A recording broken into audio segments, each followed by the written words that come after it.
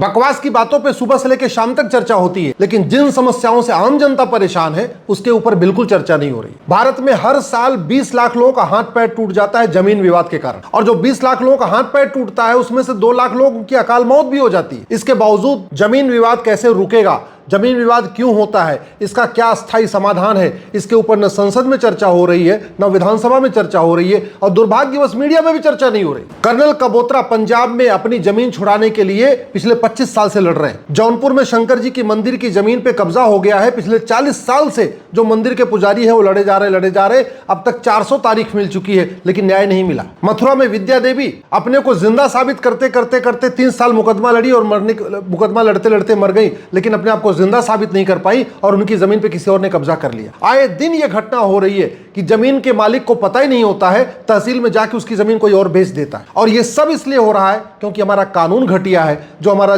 Civil procedure code है वो घटिया है। दूसरा, हमारा भ्रष्टाचार विरोधी कानून महाघटिया है।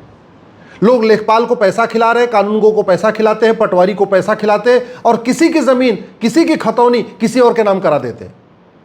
लोग पेशकार को पैसा खिला के, तहसीलदार को पैसा खिला के, रजिस्ट्रार को पैसा खिला के जमीन किसी और की होती है, आके बेच के चले जाते हैं।